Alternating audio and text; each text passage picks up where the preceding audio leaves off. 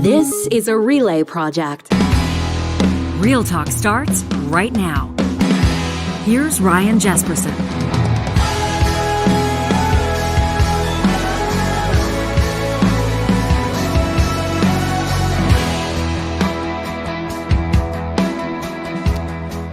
On this Monday, November 14th, we say hello from our Real Talk studio in beautiful downtown Edmonton, Alberta, Canada. Ryan Jesperson, John Hicks with you. Hey there.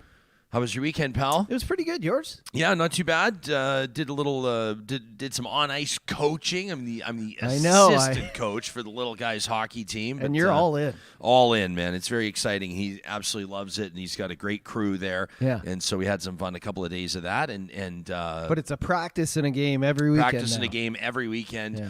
Although this weekend, just 2 practices. Oh, that's it. So the kids are a little ornery at 7 years old. They're wondering, why don't we get a game? And so we integrated some play into the practice. It's not too serious at this point, but you already start to see some of the budding stars, right? Yeah. And then you also have the kids that just kind of skate around and look around. And that's okay, too. It's fabulous as well. It's great. Yeah. Everybody's having a good time, and then had my mother-in-law in town visiting from Saskatchewan, nice. which was great. She was has just done so much for us with, there's an infant in the house and everything. Of course. And so some projects and things can get backlogged, and so she was there to help us out with that.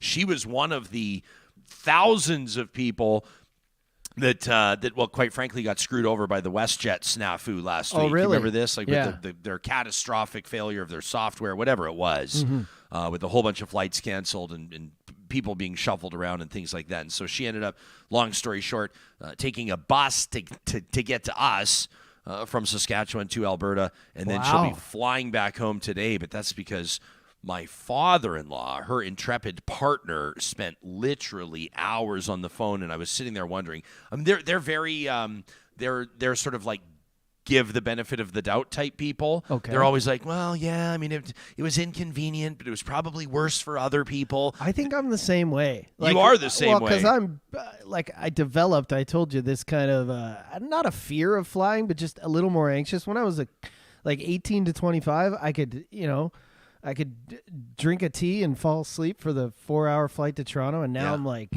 did something whatever happen, they need to do, however long it takes, I don't care. Yeah. Like, just make sure the plane's up to snuff. But I also saw another flight in the States down to Jamaica that got put on hold for a while, and people, I think it was coming back from Jamaica, and people were sweating.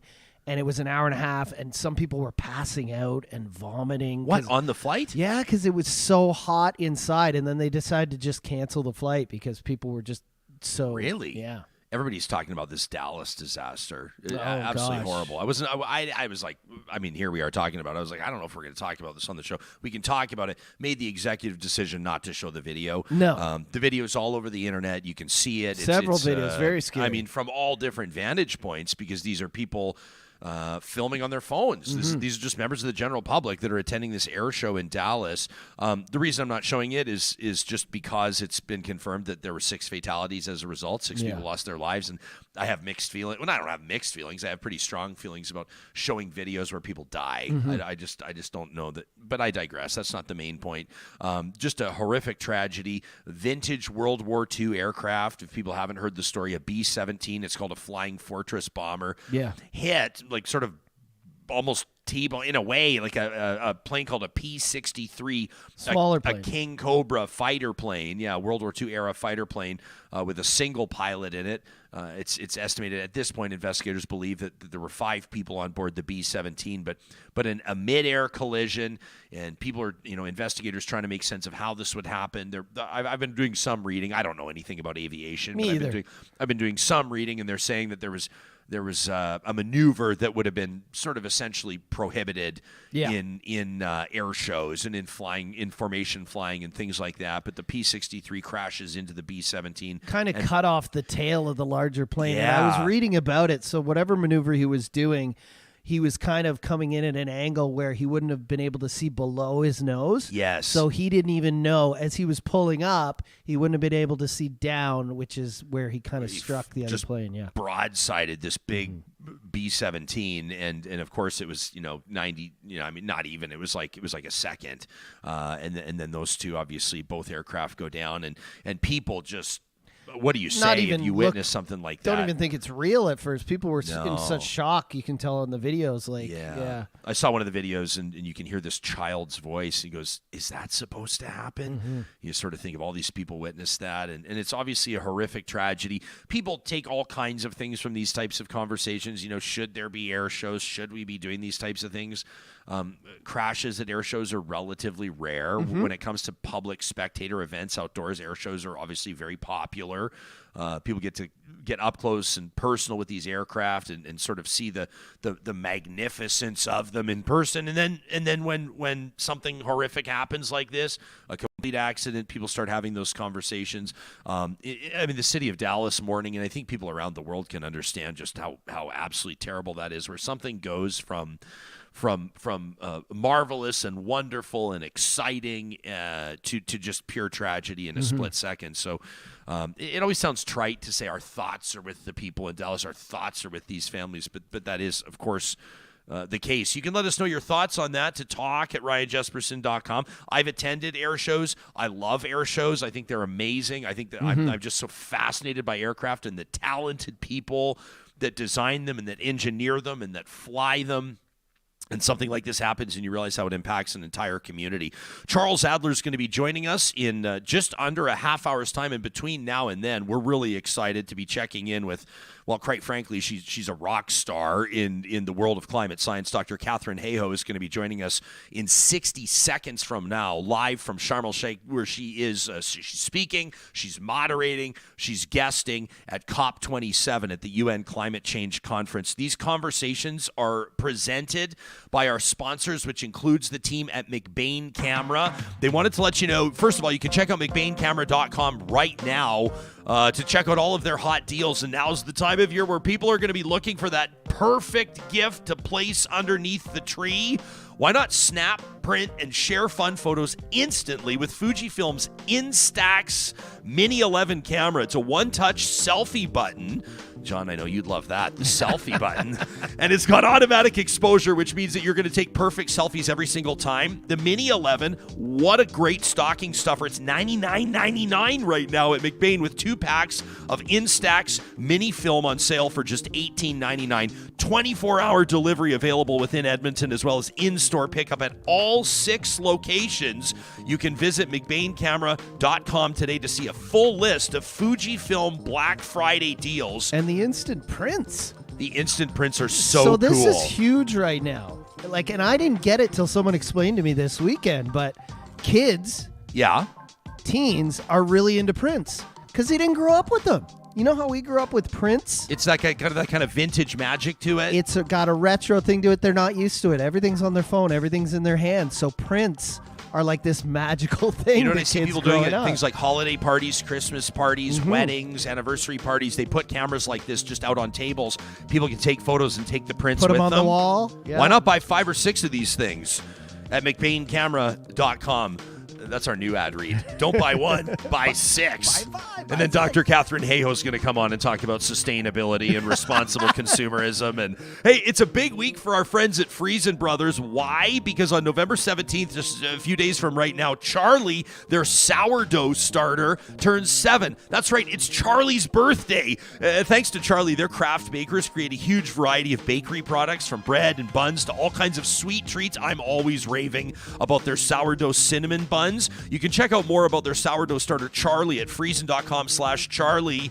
And of course, they're giving away a bread gift basket full of bakery treats. You can enter online from November 12th through the 17th. They're going to pick a winner next week. There's one winner for every one of the 16 Friesen Brothers stores across the province. Friesen Brothers is Alberta grown and Alberta owned. Our lead guest this week is a legend in the climate science community, an in-demand speaker, the chief scientist for the Nature Conservancy, also a Paul Whitfield Horn Distinguished Professor and the Political Science Endowed Chair in Public Policy and Public Law. in the Department of Poli-Sci at Texas Tech University. Dr. Katharine Hayhoe, also an associate in the public health program of the Graduate School of Biomedical Sciences there, and a principal investigator for the Department of Interior's South Central Climate Adaptation Science Center. She's the author of Saving Us, a climate scientist's case for hope and healing in a divided world. She joins us live from COP27 in Egypt this morning. Dr. Hayhoe, thank you so much for making time for us. We've been following you on Twitter through the conference to this point. It looks like every 10 minutes you're doing something else over there. That's pretty much the case, and I'm very sad that none of it involves sourdough bread because that sounded delicious. Are you big on baking or sour? Is that something you picked up during COVID like everybody else seems to have? Completely, and I still do it today. Oh, that's absolutely wonderful. Well, we have a ton of questions for you, and obviously I know the audience is going to be excited that you're joining us here on Real Talk. It's been a while since you and I have spoken. You've been talking about climate science for a long time. You've been talking about political policy. You've been talking about investment. I want to talk to you about some case studies in jurisdictions around the world. But what's changed, or how has the conversation changed at a conference like COP27 over the past couple of years? Well, I can tell you how it's changed, and that is the fact that the people having the conversation now represent every sector of society in the world. It used to be just the government negotiators who were there to negotiate treaties and agreements between national and federal governments. But now you've got mayors of cities. You've got heads of organization from the Rotary Club to the World Health Organization. You've got all kinds of universities, tribal and indigenous nations. Every sector of society, including most of the world's largest businesses, all have representatives here having conversations about what we can do together, not just to tackle the climate crisis, but to plan for a better world for all of us. I had a conversation just about a week ago with Zipporah Berman. Obviously, you know who Zipporah is, and she's a passionate activist in Canada. She's done a lot of work combating the oil and gas sector, and she described our home province of Alberta, and of course the federal government as well, the government of Canada, have both sent delegations to COP27. And those delegations include representatives, senior executives from oil and gas. I also spoke with the president of what's a group called Pathways Alliance, which is a consortium of the 6 biggest oil sands producers right here in Alberta. They're presenting at COP as well. They want to talk about a net zero future and their goals to get there. Do you believe, Zipporah says to us, there's no way. She says these delegations are embarrassing. Says there's no way there should be oil and gas executives at COP27. Do you believe that they should be part of the conversation? Well, Zipporah and I just met up this afternoon, and we were talking about this. Yes. So there is a long documented history. There's no doubt about this, that the fossil fuel industry and its lobbyists have significantly delayed, slowed, stonewalled, and prevented action at these big international climate meetings. There's no question of that. But if there are organizations who truly want to change, it's not greenwashing, they actually have a plan to transition to a clean economy, then they should be welcome. But they have to show how they're different than what's been gone before. What have you seen? Have you seen industry? I know you've been doing a ton of moderating and presenting, and I would imagine you're probably taking some opportunities to just sit as an audience member or as a participant in some of these talks as well. Have you been hearing from industry reps, and have you been hearing anything that quite frankly impresses you? Yeah, there are a number of organizations, Unilever, IKEA, Amazon, companies who we've all heard of, who are here sharing what they're doing. And a lot of what those corporations are doing is significantly different and much advanced from what they were doing just a few years ago. So there is corporate action happening at scale. We just need more of it. In order to have more of it, we need the leaders to lead. We need the right policies in place.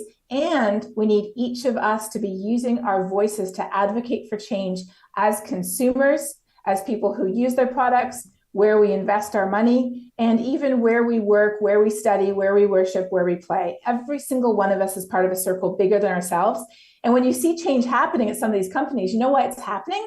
It's happening because somebody who worked there said, why don't we do this? That's how it started. There's got to be a significant element of public demand or expectation as well, right? I mean, like I think of Amazon, for example.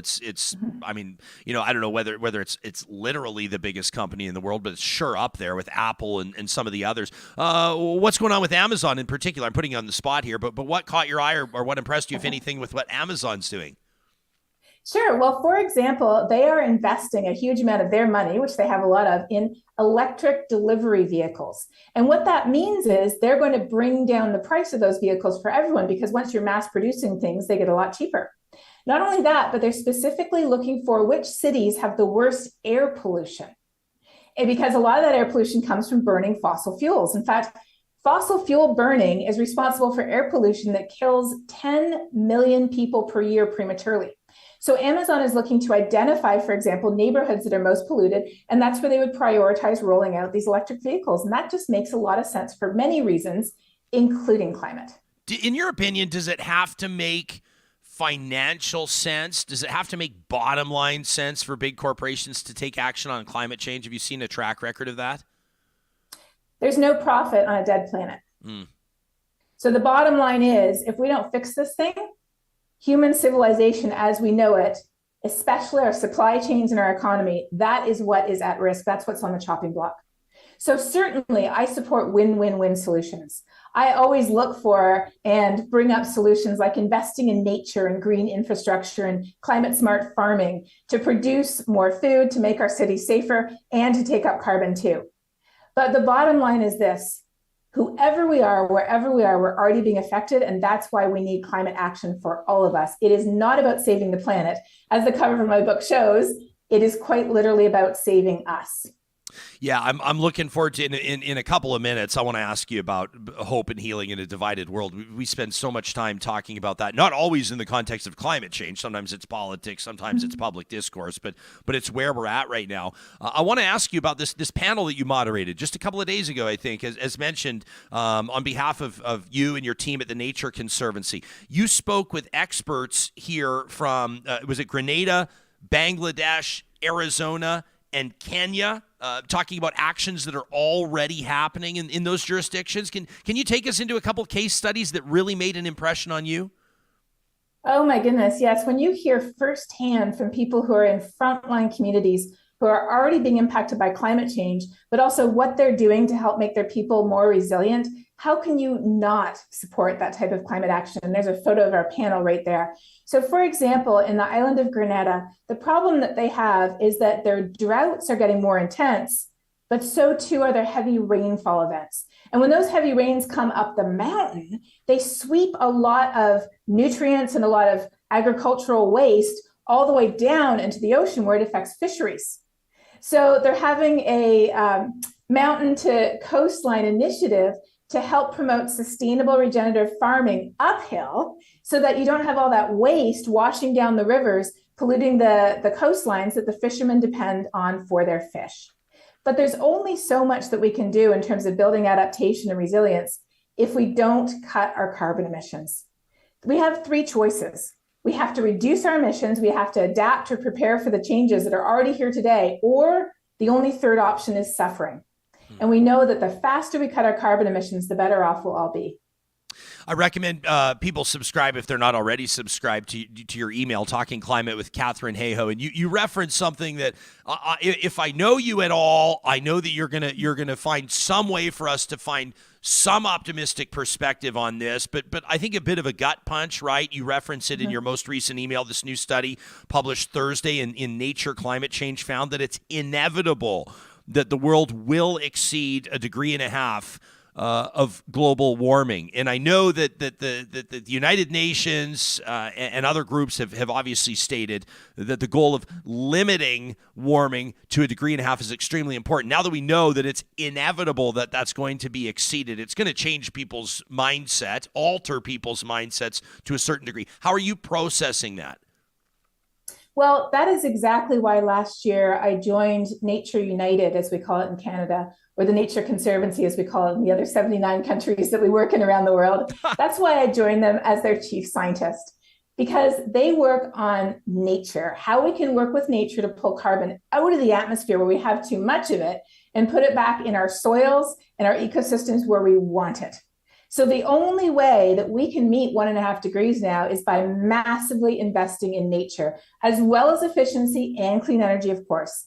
Because our scientists at Nature United, we've calculated that 37% of our annual emissions could be pulled out of the atmosphere through investing in nature.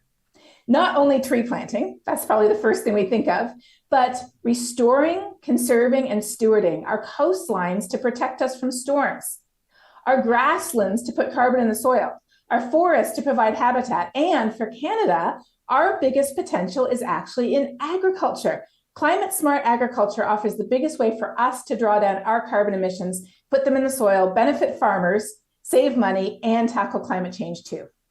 Does your history, I mean, that's a weird word to call it, but you're a Canadian. You're a Canadian climate scientist. Yeah. You obviously work down in Texas. You travel internationally. You speak, I mean, obviously people follow you all around the world. Does being a Canadian, or does your time spent growing up or the formative years in Canada, does that influence you in any particular way? Does a Canadian climate scientist view this a little bit differently than others might, do you think? Oh, I would say hugely. So for me, it's really important to be Canadian living in the States, because in the States, climate change is such a partisan issue. And I've been really saddened by the fact that it's become one in Canada too the last decade.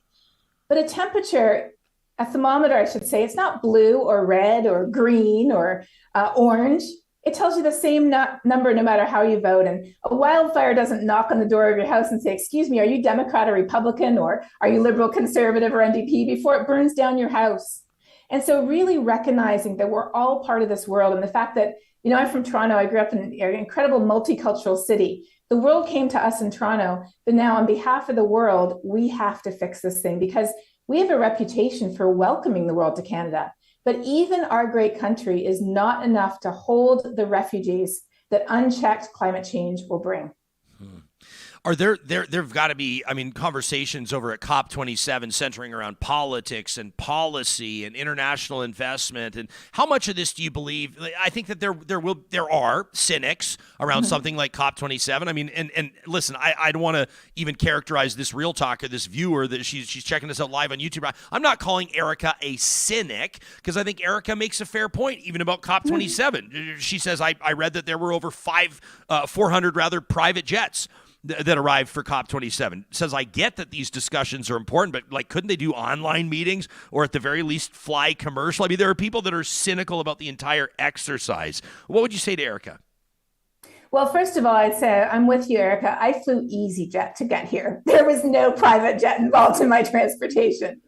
But we've calculated that all of the carbon emissions associated with COP, the travel, which actually a lot of people are offsetting, I offset myself, the travel plus all of the operations represent 0.0002, that's 3 zeros and then a 2% of global emissions. So if the discussions here, and believe me, there are discussions happening all the time. There are thousands of people here who are only here because they want to change the world. And so these discussions are happening probably about 20 hours a day. Everyone talking as intensely as they can about what they could do together to make a difference.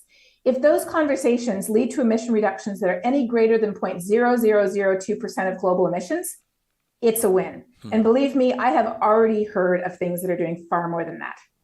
Let's talk about your book, Saving Us, the title, A Climate Scientist's Case for Hope and Healing in a Divided World. I've seen you on the record to say the best thing you can do to fight climate change is talk about it. But it seems like a lot of people just aren't talking anymore. At least they're not talking to anybody with whom they may disagree. Mm-hmm. That's right. We aren't talking about it. And here's the thing. If we aren't talking about it, why would we care? And if we don't care, why would we ever ask the place we live, the place we work, the place we study, the place we go to church on Sunday, the organization we're part of, why would we ever ask them to make a difference? So I'm not talking about hitting people upside the head with science. As you know from my book, Ryan, only one chapter is even about the science. Right. It's really about connecting what's in our head, what we know and why we're worried, to what's in our heart, why we care. I care because I'm a mom. I care because I'm from Canada. I care because I love snow. I care because I'm a Christian. Whoever you are, you have reasons to care. And we need to connect our head to our heart and talk about why we care, and then connect our heart to our hands and talk about what another school is doing that our school could do too. What another organization is doing that ours could do too. What another city is doing that our city could do too. What another neighborhood's doing that our neighborhood could do too. We can have conversations when we walk our dog, when we go skiing together, when we're just hanging out waiting to pick the kids up from school. Having those conversations about the heart and the hands is what can truly change the world.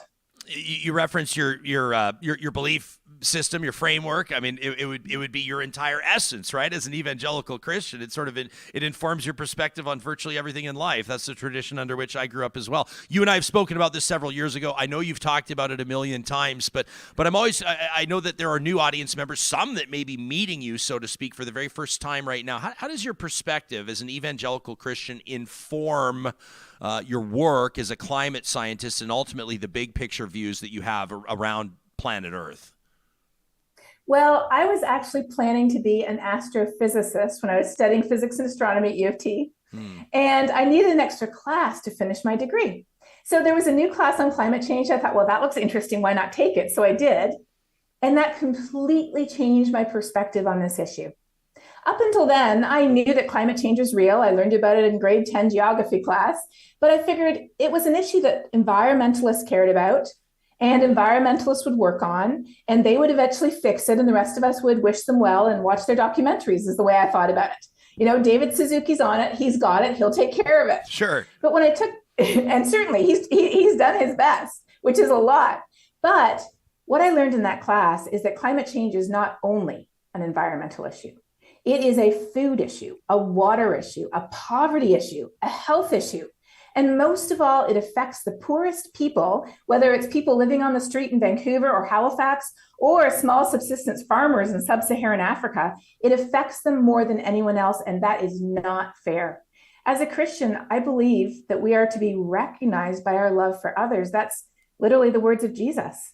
And so I thought to myself, how can I express this love through not other than dedicating my life to do everything I can to fix this problem? Because it is literally, again, not about saving the planet. It is about saving all of us humans and other living things that share this incredible home that we have with us. Do you think that to a certain degree, evangelical Christianity has lost the plot a little bit on that? I mean, I even look within my own friend circle, and I'm painting with really broad strokes here, so this is kind of a dangerous exercise, but I think people will recognize, people that know me. I have a great deal of respect for people's faith and value systems. I certainly love the people whom I'm speaking about right now. But in my circle, if I look at the loudest critics on climate action, if I look at the loudest critics on COVID measures, public health measures, masking, vaccines, it's my friends who are evangelical Christians. Do you see the same thing? I do. And I'm sorry to say that what we're seeing in Canada, and what I see too, is people following in the steps of those in the United States who lost their way a long time ago. There was a book written over 30 years ago by Mark Noll called The Scandal of the Evangelical Mind. And in it, he tracks how Christians since the 1800s systematically moved away from theology towards political ideology. Today in the United States, 40% of the people who call themselves evangelicals in the US, they don't even go to church. So where are they getting their beliefs from? It certainly isn't coming from their theology. Their statement of faith is written by their political ideology. And if the two come into conflict, they will go with their ideology over their theology. Now, there is plenty of climate denial in Canada as well. We see it in the UK. We see it in France. We see it beyond. But when you track down where it originated, 9 times out of 10, you can actually find it came directly from a YouTube video of a preacher or pastor in the US, or a book that they read, or something that came right from the US, where, again, a lot of people worship their political ideology more than they actually believe what the Bible says. Do you have anything in particular? I mean, obviously, we've just seen the U.S. midterm election results for the most part. We've seen the results, and obviously some stuff still being figured out. Anything through your lens that you thought was particularly notable, the way that those midterms played out? Well, I would comment more on some initiatives that the current Biden administration is doing for the first time, they are really taking the issue of climate justice seriously. The fact that it's under-resourced, lower socioeconomic communities that are suffering the brunt of the enhanced flooding, the deadly heat, the stronger hurricanes that are pounding the United States, and they're pounding Canada too. So finally, there's starting to be some recognition of the fact that caring about climate change is really, as Jesus said, loving the least of these. And if we are going to be living out what the Bible says, I'm convinced that we would be at the front of the line demanding climate action. And you know what?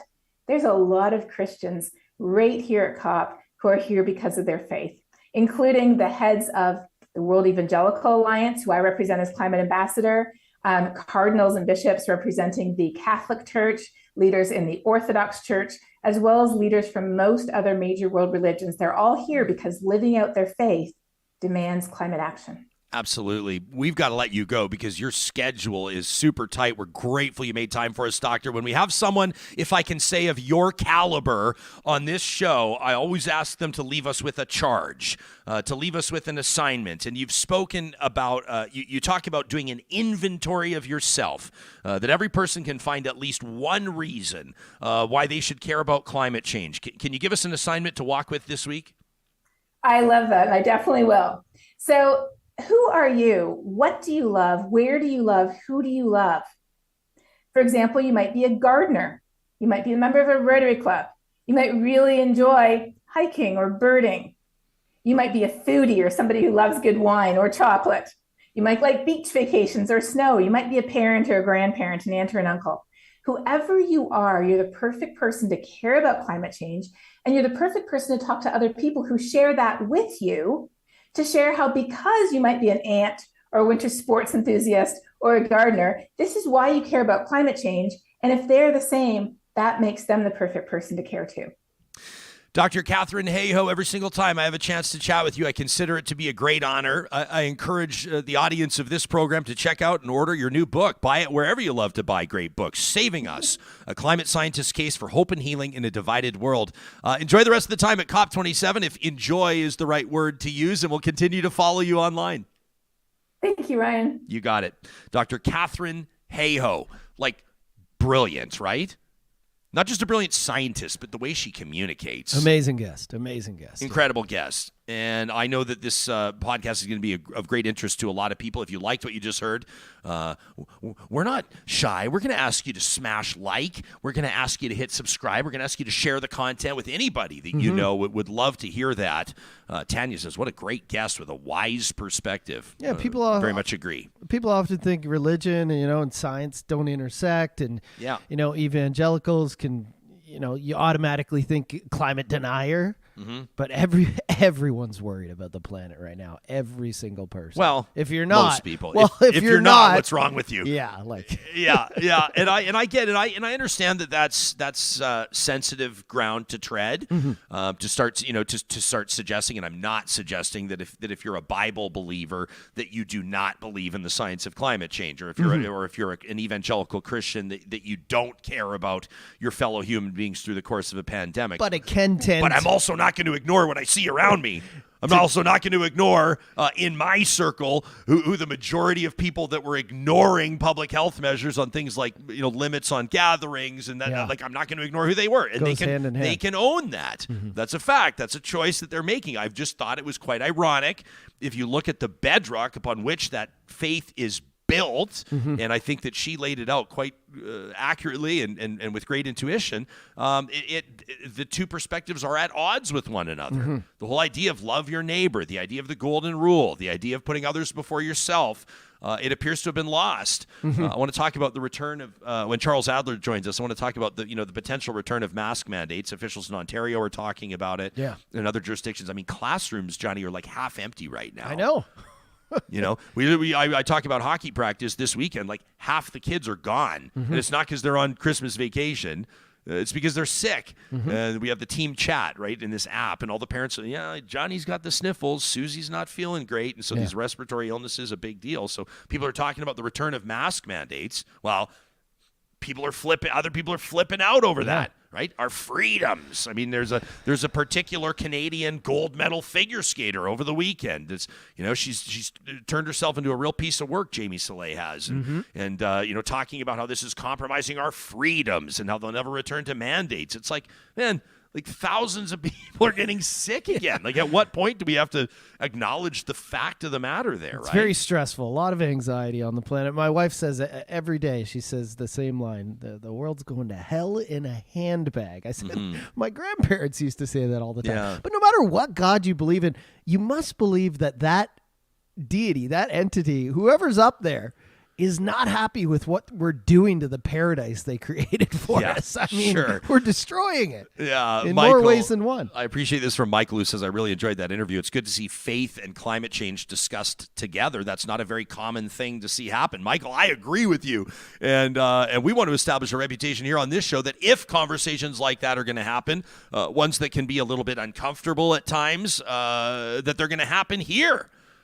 Right? And Erica followed up, by the way, and I wanted to be careful to say I'm not dismissing Erica as a cynic, because I think that it's a fair point to ask, do so many private jets need to be flying into Egypt for this COP conference? If you look at, like, what is and it's a fair criticism. People will say, like, oh, Leonardo DiCaprio or James Cameron or Susan Sarandon or all these, Leo gets it a lot. All these people that are, they're so concerned about the planet. They're so concerned about global warming. And then, Leo's cruising around in a yacht the size of a shopping mall, and people they're on him about everything, smoking, tobacco, like dating everything 19-year-olds. Yeah. And so Erica follows up and says, I'm not cynical. And I know that Erica says, I'm not dismissive of climate change. I just see so many flaws in the approach that we're taking right now. And that's fair. That's absolutely fair. You can let us know how this is landing with you. Kimberly, I love this comment, says, I think I've become jaded around religion the last few years, and it's really good to see a Christian speaking and acting like what I thought Christians were supposed to be like. I mean, Katharine Hayhoe, that's been one of the big things about her. If you Google her, and I encourage you to do so, her writing is brilliant. Her advocacy has been, I mean, she's been talking about a lot of these issues before a lot of people were. And again, such a great communicator. I love talking to her. But she's been reconciling that publicly, talking to people about how you can have those parallel perspectives, how they can be congruous, right? How you can believe in the biblical description of Earth and humankind and the roots, the origin of Earth, the origin of humankind, and at the same time care about science and believe the evidence. Yeah. You don't have to pick one or the other. I enjoy the religious versus environmental versus debates, because I get them all the time. I find it exhausting. People, because I'm plant-based or whatever, they'll be like, well, God told us to eat meat and gave us fish and all this. And I'm like, but have you heard of the Garden of Eden? Yeah, they only started eating meat after Eve ate when the they were apple, exiled, right? Garden of Eden was a paradise, and he said, I give you all the green and living things to eat. And then we messed it up and we had to fend for ourselves. So I love having those debates. Yeah. Oh man, we could really get into this. Is Adler here yet? He's here. He's here. Well, I don't know. Maybe Chuck will want to get into this. I don't know. Hawes says, as long as we continue to justify our personal carbon footprints, little progress will be made. I like that. Hawes calling us to the carpet. It's true. We always want somebody else to take action, right? We always want somebody else to do something about a problem, not us. Why does my family have two V8s parked outside the house? Is it necessary? Well, we got a lot of things. We got to pull. We got kids. We got dogs. We got to drive snowboards and golf clubs around. Yeah, of course. Yeah, but like, do we? We've got a couple of friends. We got to get Tim Karengesser back on the show. I love Tim. He's a journalist, and a lot of his work, his professional work, and his personal perspective is based on car culture. He likes to see more robust public transit. He likes to see more walkable cities. Basically, I guess what I'm saying is he's a reasonable person. And but Tim's got great, Tim's always we got the whole family into this little hatchback that they rented from a car share, and they made their way around, and it was all but I sit there and I'm kind of like, I'm happy because I'm like, yeah, it's good to see somebody doing something about that. It would be very inconvenient for me to do that, but I'm glad that people like Tim are here to save the planet. But Hawes is challenging all of us to do this, and I love it. Hawes says it's wants versus needs. Sure. Yeah. That's a blurred line, though, wants versus needs for a lot of people, isn't it? These conversations happen with the support of sponsors like our friends at Athabasca University. It's Canada's open university, and there's no better time than right now to take that degree, maybe that master's program. Go to athabascau.ca for more information. If you've been thinking about going back to school, maybe this is the sign. You've been waiting for a sign. Here it is. Athabasca University is a great option for you, guaranteed. Well, how do we know that? Well, because they've got 35 online master's and doctorate programs. That's just one example. And the only commute you want to talk about, maybe you don't need a car. Maybe you want to lessen your carbon footprint. Why not commute using your device, your tablet, your laptop, your phone? Athabasca is designed to fit your life. For ambitious people everywhere looking for more flexible approaches to higher education, Athabasca U is Canada's anyone, anywhere, anytime open university for advanced learning. You can find them directly online, athabascau.ca, or, of course, under the sponsors tab on our website. Hey, we spent a lot of time on this show talking about innovation. Nobody does it in Canada quite like Apex Automation. You want to see for yourself? Go online to apexautomation.ca. You can see what they're doing, even with regards to how is their quality superior. I mean, that's a bold claim, right? Well, they invest in labs in their office to test all software and hardware before it's deployed to client sites. That minimizes errors, and it minimizes costly delays when they're on site. They also bring their clients to the office multiple days, sometimes weeks, to complete thorough testing and training of new projects before they install the new software and hardware on their sites. And they invested in building a shop. John, I had a chance to visit it for their team to stage hardware for things like robotics, electrical panels, so they can play and test with the equipment as they're doing that engineering or development. They simulate real-world results. They showed me how they had automated a vehicle, this sort of like little mini train that's used in potash mining in Saskatchewan. They took it from mundane and somewhat dangerous work being done by humans to an automated process that is, of course, run by human beings. They're giving people back their time, and that includes the staff, the clients they work with, and their own team at Apex Automation. At Local Environmental Services, some people say it's only garbage. Not to them. They believe that communities deserve better service, better prices, and more support for local causes. You can check out what they're doing in Alberta and Saskatchewan, in particular Edmonton and area, Whitecourt and area, Regina and area, by visiting localenvironmental.ca. You can request a quote, see them fight for your business, and don't forget, every Friday right here on the show, Trash Talk is presented by Local Environmental Services. Your chance to rant. Send us an email today to talk@ryanjesperson.com. And this next interview with Charles Adler is presented by our friends at the Dairy Queens of Northwest Edmonton and Sherwood Park. This is a great week to check out the Signature Stack Burger collection. John, just a couple of days ago, I checked out the Bacon 2 Cheese Deluxe. That's the signature stacker. And then there's that flamethrower burger that everybody loves. You want a little spice? You want a little zing? Why not check out that beautiful, crispy jalapeno bacon, the pepper jack cheese? My suggestion, they do have the third pound double. Make it a 3-patty half-pound triple. That's the official recommendation from Real Talk when you visit the Dairy Queens in Palisades, Nemeo, Newcastle, Westmount, and Baseline Road. Well, it's a huge honor. We have every Monday to check in with the Emmy Award-winning talk radio legend. Don't believe us, believe the RTDNA, who named this guy a Lifetime Achievement Award winner, a wonderful friend of this program, Charles Adler. It's Monday, Chuck, which means we get to say hello to you. How was your weekend? Well, my weekend was fine, except it's being ruined because I'm trying to watch the weight as I guess we all are. Oh yeah. And every time you do that Dairy Queen spot, it just makes me howl like my dog. Yeah. And, they're both into it now because they know that Poppers here loves everything on the DQ menu. Unfortunately. Well, yeah, I think it was. I used to attribute this to Nikki Sixx, the great rock star, but I believe it was Oscar Wilde, as a matter of fact, ahead of him, that said everything in moderation, including moderation. And so on the days where moderation is not your number one concern, that's when you can hit up the Fall Blizzard collection at Dairy Queen. Oh my! Did you say Blizzard, please? I'm sorry. Talk about my sorry, talk not about sorry. weakness. Yeah. By the way, I've got a Canadian kind of ethical dilemma. Of course, we're into the finals, and we got the Grey Cup happening in just a few days in Saskatchewan. Your Bombers, and I'm awfully sorry that the Flames, the Stamps, Stampeders, the Elks, the Stampeders, the Oilers. It all when you've had too many blizzards, it all just kind of swims in the same school, as it were. But anyway, it's unfortunate that the Alberta football teams are not participating in the Grey Cup. I grew up. There was always.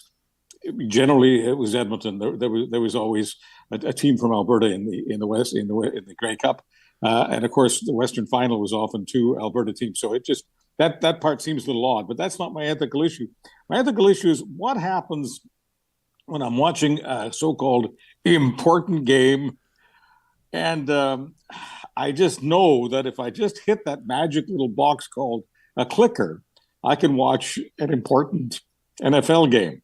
Especially when I know that the Buffalo Bills and the Minnesota Vikings are having just the most interesting of shootouts with all sorts of scoring, but all sorts of defense and all sorts of big mistakes. Like, Ryan, have you ever seen a fumble on a quarterback sneak in the end zone? Yeah. In the end zone. Yeah. I mean, what you got everybody excited that you were here talking about the CFL and Grey Cup, and then you did what everybody else seems to be doing. And I mean, no disrespect, but that is simply pointing out that maybe you're losing interest in the Canadian game a little bit. I know. I'm sorry. Many Canadian apologies. Just that, there are days where the NFL is so compelling. And this particular game with the Vikes and the Bills, I have never seen a finish. A finish, of course, it's in the NFL lasts for several minutes, but several minutes of just the most incredible plays. I mean, I don't want to do the cliche about how they were both winners and all of that. There's only one winner, and the Vikings won the game eventually in overtime, and only because one of the great quarterbacks, Josh Allen for the Buffalo Bills, threw an interception, and he's been throwing too many of those, especially in the red zone, which is just kind of amazing. Anyway, I will leave it alone. I just wanted to ask you the fundamental question. Well, we've got to when we're into the finals of the so-called most important games, and of course the Grey Cup, is it okay for a few minutes to switch to the National Football League? Oh, buddy, I mean, people's attention spans these days with so many options around. This is why we let Real Talkers know how much we appreciate their value. I say to people all the time, I love saying it to people's faces when they come up and say hi. I say, there's nothing you can give us that means more than your time. And time invested is such a huge thing. If you were, I didn't know we were going to talk football, but we can talk football a little bit. It's Canada, Yeah, I mean, my thing is like, I've got lots of respect for the game. I just can't, like, if you right now offered me $1 million to name 10 NFL players, I couldn't do it. So that's my cards on the table. I could name 650 NHLers. Here's the good news, my brother. Yeah, you don't have $1 million to give me? I'm not going to offer you $1 million.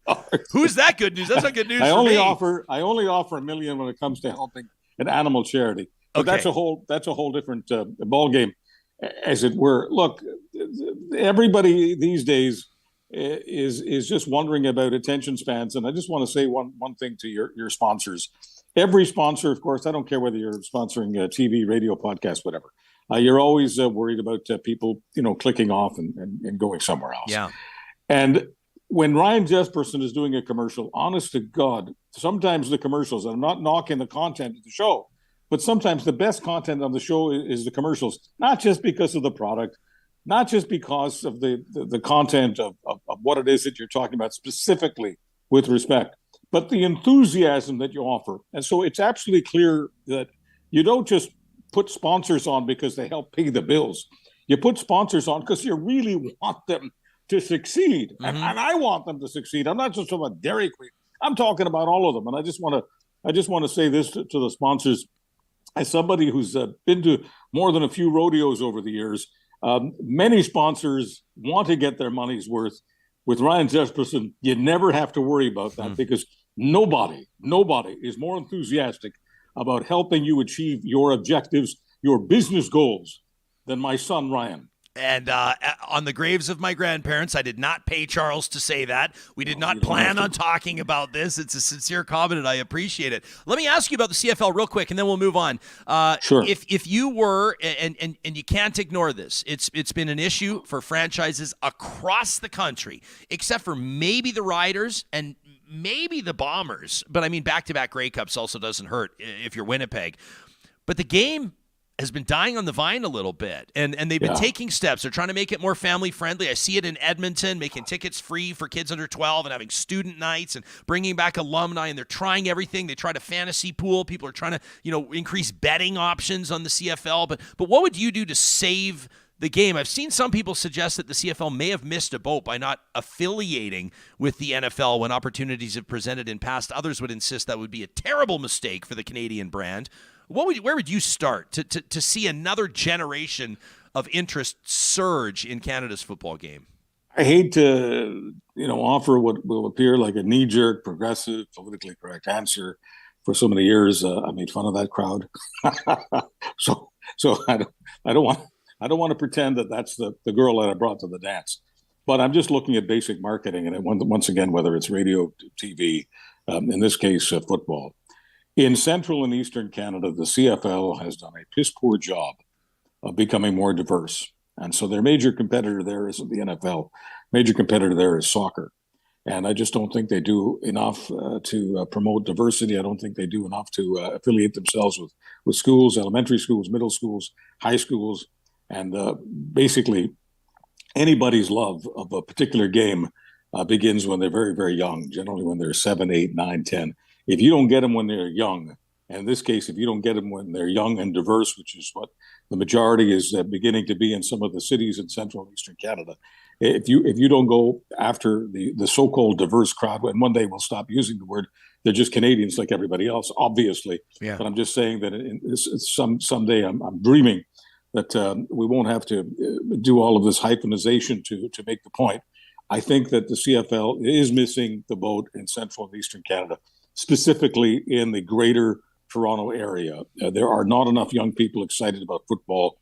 That is tomorrow's generation. Obviously, if they're not excited about it by the time they're 12, 13, 14, 15, say goodnight. Yeah, and fair. So the CFL has got a crisis on its hands. Fair. We've got audience members here that are chiming in on this. I'm not surprised. EK says, Uncle Chuck, why choose? Just record them all on PVR and watch them one at a time.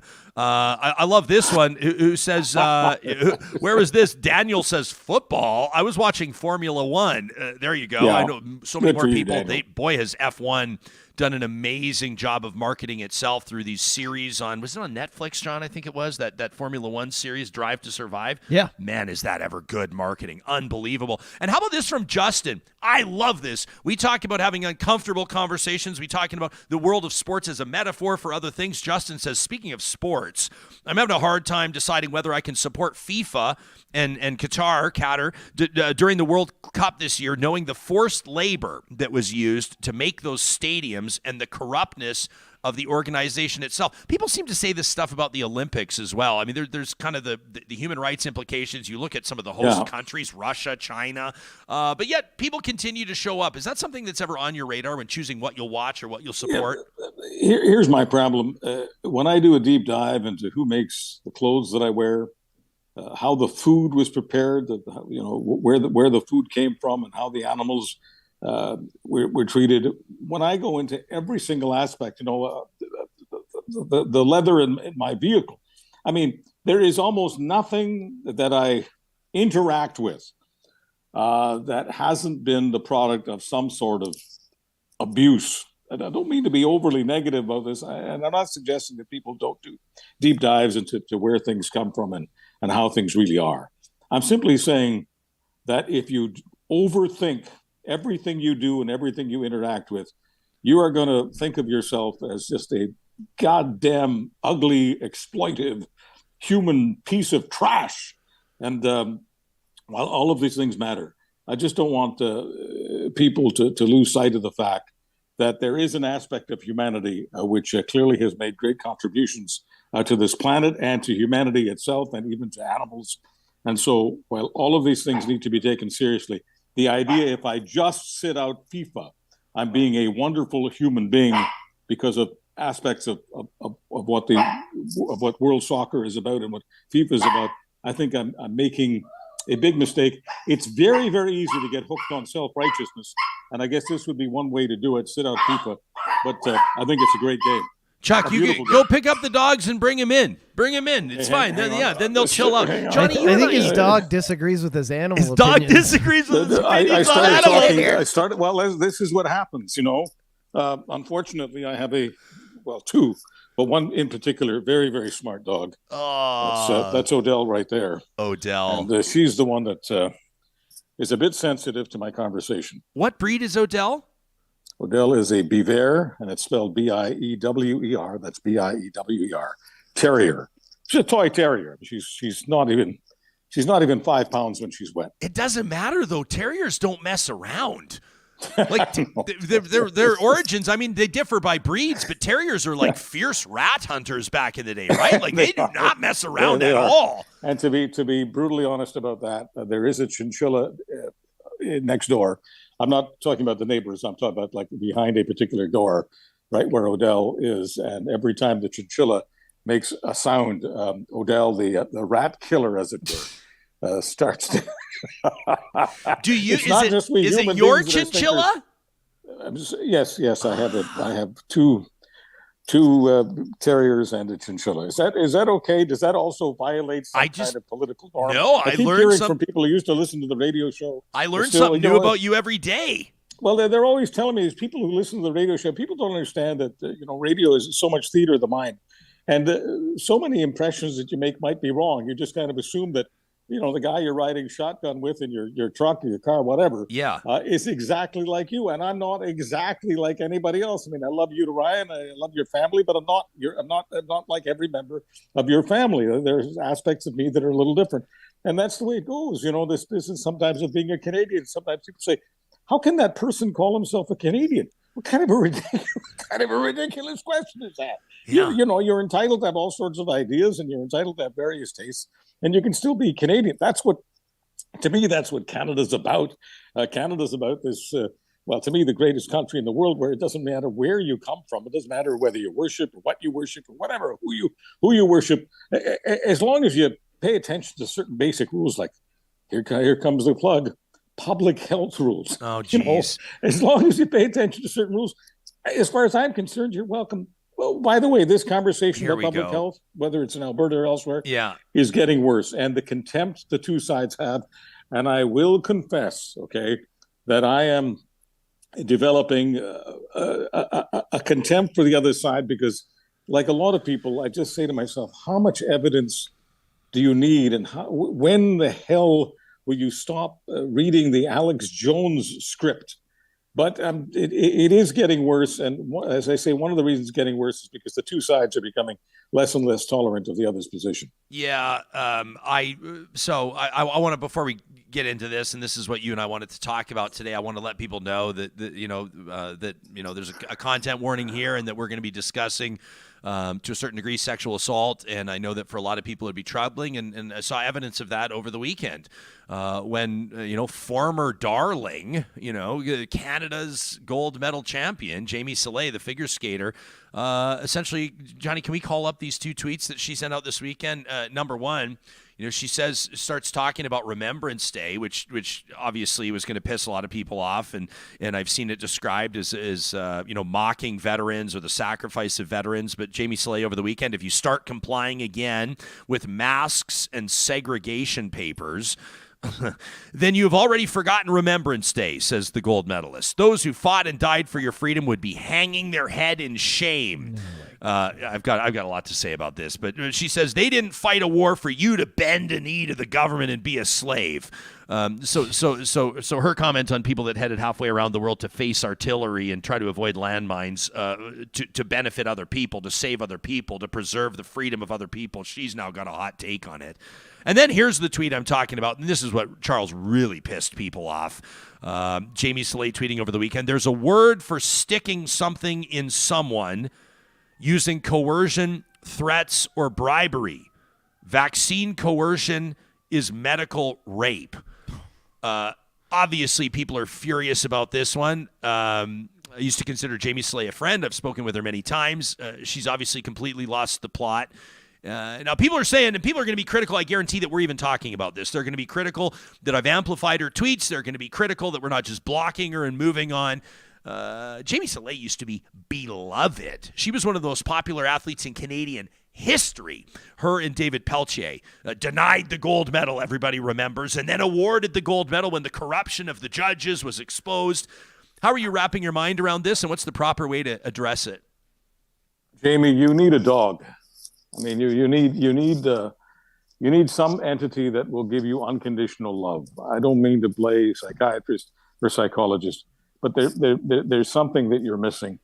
And when you start comparing the needs that our world have with respect to public health, when you want to accuse people who are scientists and doctors and nurses of engaging in some sort of sexual violence, something is troubling you. As I said, I'm not a psychiatrist. I just know that you really should get some help, and the help is not available on Twitter. Twitter is not a clinic.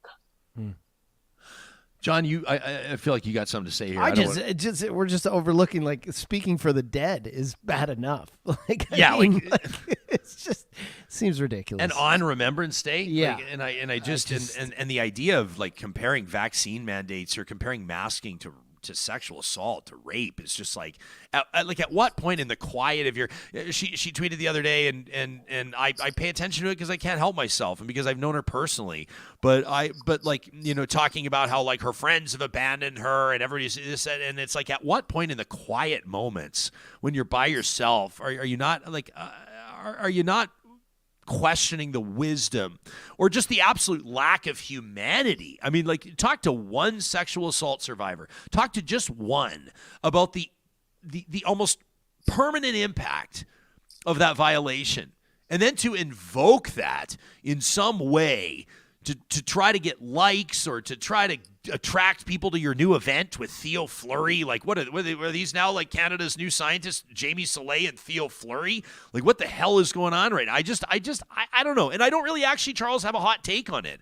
I feel like I'm watching a slow burn. It's like a tire fire. But sometimes when you're listening to someone's feelings, you actually have to pay attention to the stuff that seems less sexy, as it were. The business about how her friends have abandoned her, to me, that's the most interesting aspect of what she's tweeting, because that's the fundamental problem here. She had what we'll call normal friends, okay, and you were one of them. And every one of these people who ends up heading into sort of the extreme corral goes through this. You end up losing your normal friends. And of course, the friends that you start to make, whether they're in the virtual world or the real world, are twisted. And they're troubled people, and they're twisted. And on a very human level, I feel sorry for them. But here's the problem. It's no different than skating. If you replace your sharpened skates with dull skates, you will not win a single medal, no matter how talented you are. And replacing your normal friends, Jamie, with these other guys is not making you feel better. Clearly is not making you feel better for you to tweet what you tweeted on Remembrance Day. It's not just about dishonoring the people who sacrificed for us and the reason we have a democracy in the first place, the reason we can have shows like this. You're disgracing yourself in doing it. But those words, my friends have abandoned me. I'd ask everybody who right now is living in a world where too much of what they're doing is connecting virtually and very little is connecting them authentically. I'd ask them to think about that, because in many ways that's a much larger issue than Jamie just being offensive on Remembrance Day, in my opinion. I want to ask you this before we let you go. The head of Toronto's Hospital for Sick Kids, Dr. Ronald Cohen, Sick Kids Hospital, he's the CEO there, spoke with CP24 on Saturday and basically said that he's in favor of bringing back mandatory masking to alleviate pressure on pediatric hospitals across the province. Alberta is without a doubt experiencing a huge impact from these respiratory infections, these respiratory illnesses.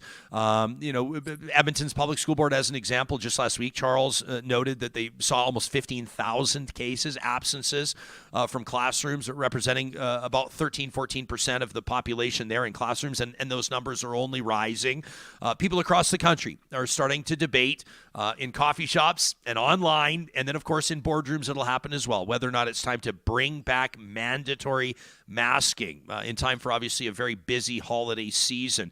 Now, we can rely on people's empathy and common sense and ask people to mask up themselves when they're going out. Anecdotally, I'm seeing more masks anecdotally in grocery stores and shopping centers and out and about. Even an Uber I was in over the weekend, the driver was masking. It's not mandatory, but that was his choice. Do you think that it's time for provinces or jurisdictions, in some cases municipalities, to start looking at mandatory masking again? Where do you see this story going over the next few weeks? I don't think we need an opinion poll on this. I think all we need is a weather forecast, and depending on where you live in the country. When things get colder, things get hotter in intensive care. It's clear that the weather is getting colder everywhere in the country right now. We're talking about Christmas being just around the corner. If you can't understand after all these, what seems like all these years, but certainly if you can't understand after a couple of years of all of these public health reminders that COVID is a much bigger deal in the winter than the summer, then you haven't been paying attention. But just in case you haven't been paying attention, because it's getting colder, wearing a mask, especially inside a mall, inside a grocery store, is a darn good idea. I like this comment, this question from Lauren, and I actually had a conversation with my friend Kyle, who's an ardent Real Talk supporter, and he told me, he asserted that he believes I've been dropping the ball. He goes, I don't know why you haven't had Jamie Salé and Theo Fleury on the show yet to talk about this. And I kind of looked at him and went, man, where's that conversation going to go? And he was like, what's the point of Real Talk? Like, what's the whole point? Like, if you're not having them on, who are you going to have on, right? And I just thought, I don't know if the conversation is going to go off the rails. I don't know if facts and evidence even resonates with certain people. And if that's the case, then I don't even know what the point of the conversations are. He goes, you'd get 1 million downloads. I thought, well, okay, maybe. Like, on the selfish side, maybe. Lauren wonders, would Ryan have her on? Would I have Jamie Salé on the show? I think I probably would. I don't know if she'd come on the show. Chuck, if you were doing a daily, if you were doing a talk show, would you have Jamie Salé or Theo Fleury on the show? No, I think that they, as I've said, I think they need help, and help is not more attention. The more attention business is part of why they've got a problem. I mean, this is now what they've decided to do that will get them the kind of attention, even though it won't, that they had when they were competing for this wonderful country. And I don't think you're helping Jamie, and I don't think you're helping Theo. And I've never known Jamie, but I did consider Theo a good friend. He called himself my big brother, and I called him my little brother. So it troubles me a great deal. But do I think that it would be helpful to Theo Fleury or Jamie to have them on the show? No. I think if fewer people had them on their shows, if fewer platforms were available to them, I honestly think they would step out into the fresh air, meet some of their real friends, or make some new real friends, and have real talk. And once a person, lives at least some of their life in reality, they have a capacity for real talk. Until they do that, all they're doing is regurgitating nonsense talk. And that's not the name of the show. So if you want to keep the show real, you got to steer clear of that. And the only reason you would do that is, as the person said, you'd get 1 million downloads. Well, if Ryan Jesperson becomes the kind of communicator that will do absolutely anything just to get downloads, I'm out. Yeah. Well, that's not a trade I'm going to make. It's good to see your face again. Shout out to Odell for keeping it chill for the last 15 minutes. What a beautiful, beautiful pop. Chuck, we'll talk to you again in a week. All right. Oh, no, wait. Jamie, get a dog. Yeah. All right. Sounds good. All right. That's Charles Adler. Give him a follow on Twitter with, 65,000 other people at Charles Adler. What do you think about that? I don't know, like the whole thing. I see Colette on our live chat. It's always great to have Colette tuning in. She says, don't give them a platform. They're irrelevant. I guess I can get what Colette's getting at respectfully. It super annoys me when people use this word platforming. Yeah. I understand, like, if you're like, there's some random guy on the street whose heart is full of hate and he believes that people from a certain ethnic group aren't equal to the rest and nobody's heard of this guy, and then I bring him on the show to talk about it, that is providing someone a platform. Jamie Soleil has a platform. Theo Fleury has a platform. Everybody knows who they are. It's like people said that when I had Danielle Smith on, I was platforming her. She's the premier of Alberta. A little different. We're not platforming the premier of Alberta. And we're up for robust conversations. I mean, Jamie Soleil, Theo Fleury, they are out in public. They are talking to people. They are finding community. Yeah. So I don't think that if you ignore Theo Fleury that he goes away. He doesn't.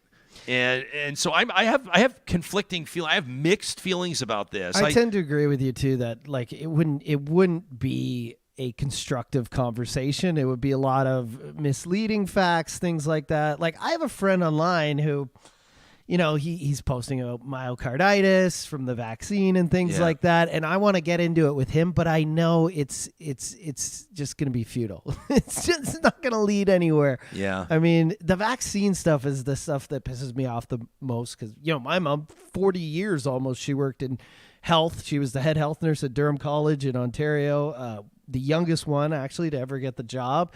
And I just... Really? Yeah. Wow. We should have her on to talk one 100%. She spent her whole career giving everything from HPV shots to B12 to obviously vaccinating people with flu shots. And one of her biggest things was she would always take them first. She would never give a vaccine to someone. She took the bird flu vaccine. She took all these things. I was like, Mom, you don't need them. She's like, I would never give someone something that I hadn't experienced myself. Sure. And try to tell them what they should or shouldn't do. But it's like why police officers have to get tased and pepper sprayed.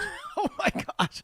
But like, let's just, even someone like me who isn't a scientist, it doesn't find, like, I don't think I'm very intelligent. Like my mom tells me about vaccine stuff and I don't know what she's talking about, but 5.4 billion people on the planet, almost 70% of us have had the first dose.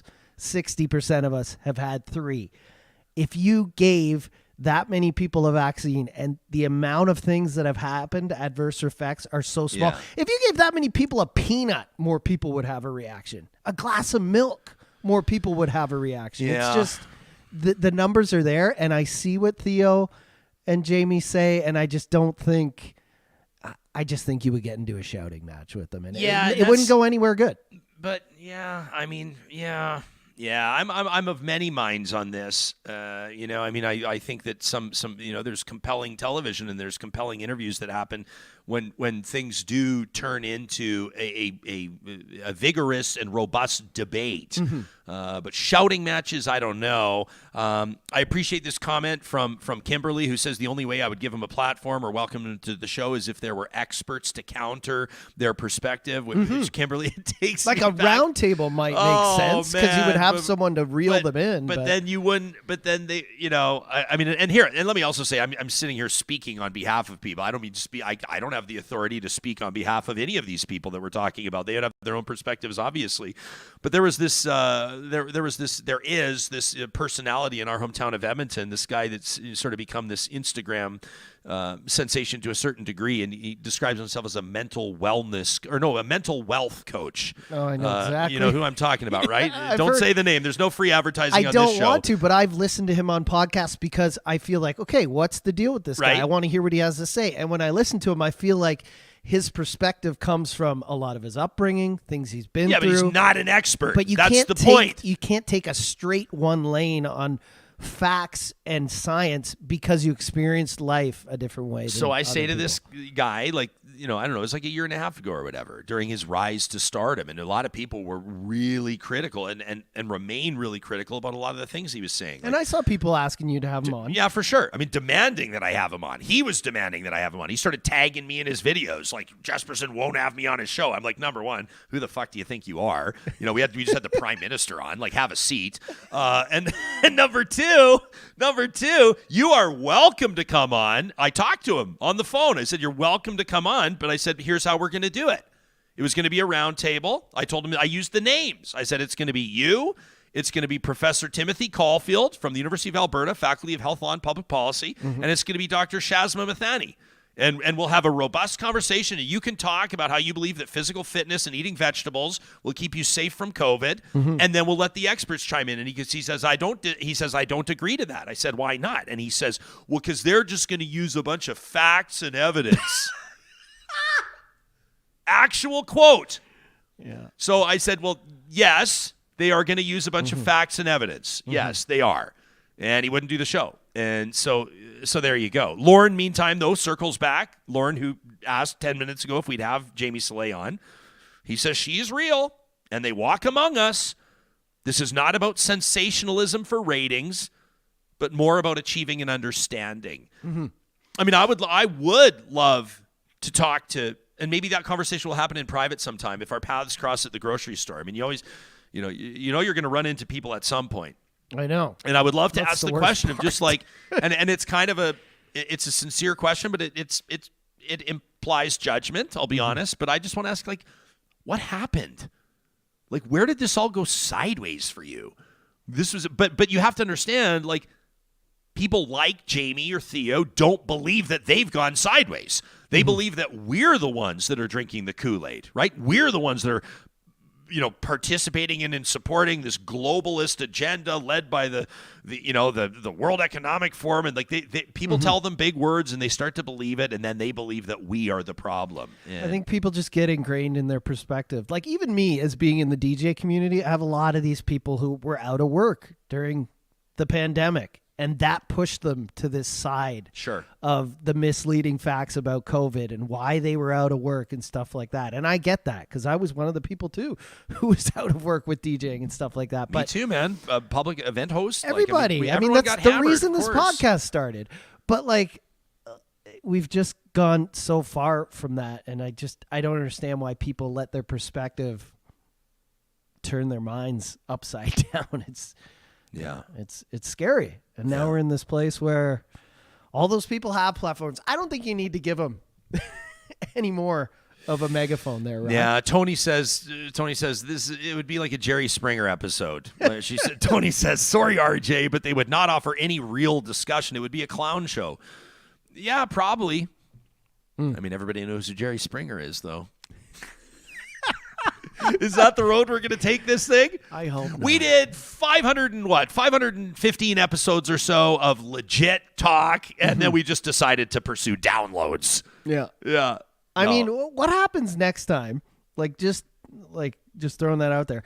If the next virus or whatever, like what if it just like kills kids or something? You know what I mean? You're not going to be screaming for a vaccine. You're not going to tell people to hurry up and make an antidote. Like, I just don't understand the people who say it was too fast. They didn't test it enough. Well, like none of those. What don't are you buy talking that about? at all. All of these people that they rushed the vaccine and it happened too fast. Excuse me, sir or ma'am. Science has come so far. No, and like, show me your PhD first of all before we even start talking. I want to know your background. I want you to explain to me your robust understanding of the history of vaccine development over the past 100 years. It's why we're here. People have no idea. They have no idea. It's why we live to be 99 years old now. It's literally why the median age is not 48 anymore. Yeah. Hey, listen, the whole point of this show, the whole reason why we gather, the whole reason why you're here, giving us your time, the whole reason why John and I work hard on this is to debate and have conversations about this type of thing. And I'll tell you, man, my heart is full right now just by hashing this out, just by working this out. You can let us know what you think. I'm sure that there are some people out there that, some people are gonna get on to this. I mean, what I can't even imagine is what would our Twitter mentions look like after that roundtable. Can you imagine what our Twitter mentions would look like? But if you want to call us out, if you want to take the piss, you can send us an email to talk@ryanjesperson.com. We also look for, of course, your personal stories and suggestions on other guests that you'd love to hear on the show. We try to recognize as often as possible when a guest has been booked due to an audience member's suggestion. There was actually a lot of people when we had Sephora Berman on the show that said, you know, who we'd love to have on the show over at COP27 is Dr. Katharine Hayhoe. And I was thrilled to let people know we already had the ask in. But if there's somebody else, a voice you'd love to hear on here, maybe it's someone from the scientific community, maybe it's someone who, maybe it's a leader in the community, or maybe a business leader that's inspired you with their perspective. Maybe it's an unsung hero that, quite frankly, nobody's ever heard of before, but they're doing big things. You know where to find us. Talk at ryanjesperson.com. Shauna painting a very vivid picture with her words. Says having those two on the show would be like coughing in our faces without covering your mouth, as you said. Woohoo! I tell you, I can't wait for positive reflections today to wash this all away. Shauna says they have a platform. They don't need yours. All right. Okay, so it's settled. For now. Now, you can send us an email, or you can, of course, hit us up on our hashtag RealTalkRJ. That is powered by the family-owned business that is Park Power, your friendly local utilities provider. You already paying more, probably, than you were last month, I would guess, on electricity and natural gas, depending on how your home is heated. But the days are getting shorter. The nights are getting longer. The temperatures are dropping. It means that we're probably going to be spending a little bit more, right? That's just a fact. So why not look for ways to save $10 here, $20 there, $100 here? You never know what your rates would look like with Park Power until you compare them to what you're paying right now. The good news is it takes like 2 minutes to go to parkpower.ca. I remember when I brought my business over to Park Power, it took, I'm serious, less than 5 minutes from start to finish at parkpower.ca. I used the promo code myself. I used our promo code. Why wouldn't I? 2022-Real Talk to save $70 off our first bill. You can check out their frequently asked questions and learn why Park Power by visiting their website today. At Eden Landscaping, that team, of course, is getting ready for a busy winter. You go, what, landscapers busy in the winter? Heck yeah. That's when they're pulling permits. That's when they're drawing up designs, the landscaping blueprints, consulting with some of those niche experts, like who does the best water feature? What's the best Forno oven to install in your spanking brand new outdoor kitchen? Bringing outdoor spaces to life takes time. It takes design brilliance. That's why you don't want to rush the process. Get in touch with Mike and his team today. Get the ball rolling at landscapeedmonton.ca.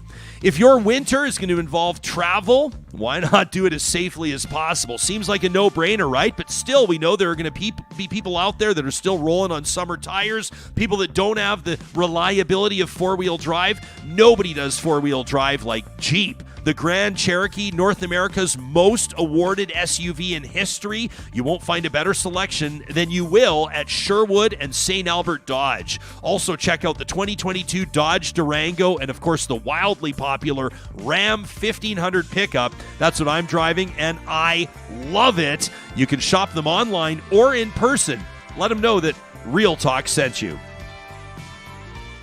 You know, we wrap the first show of every week with positive reflections. This is something that's providing us a sense of optimism, or that's filling our bucket, so to speak, and it's presented by our friends at Kuby Energy.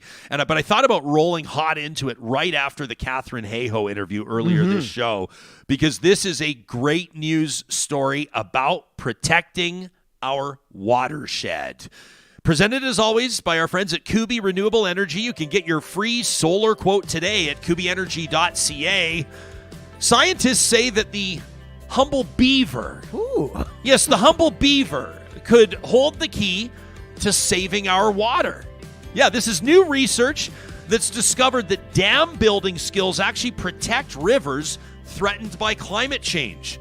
This is so cool. The research was conducted on rivers in Colorado, and it found that these animals' wooden barriers, these dams, raise water levels upstream. You'll say, well, tell us something we don't know. Well, what happens is as the water is built up, it's diverted into surrounding soils and secondary waterways known as riparian zones. We hear about these all the time, right? In the context of off-roading, people say, stay out of the rivers and streams. You're ruining the riparian zones. Well, beavers are building them back out.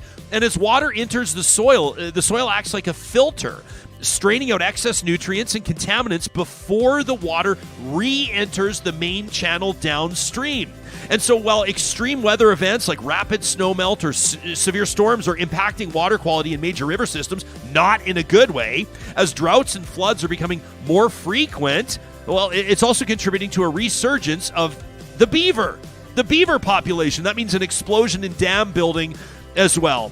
Says Professor Scott Fendorf of Stanford University. You might have heard of it.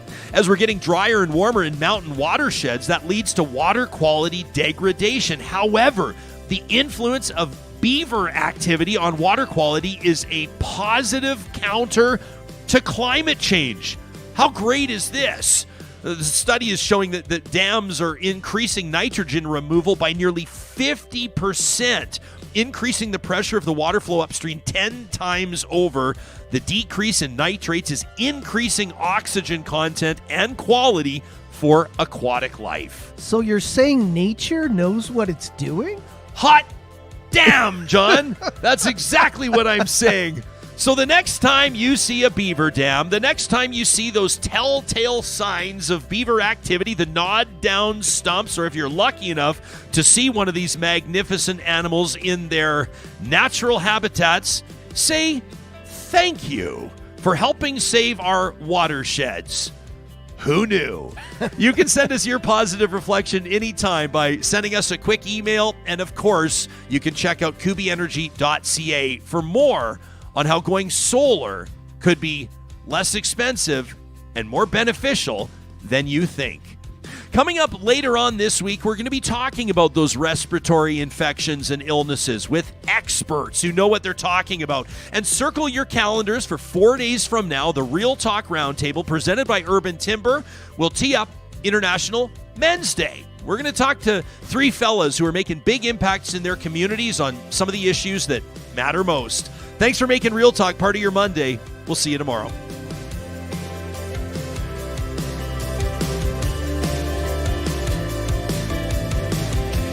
Real Talk is hosted by Ryan Jesperson, executive producer Josh Dunford, technical producer John Hicks, general manager Katie Cook-Chivers, account coordinator Lawrence Derlego, human resources Lena Shepard, website design Mike Johnston, voiceover by me, Carrie Skelton.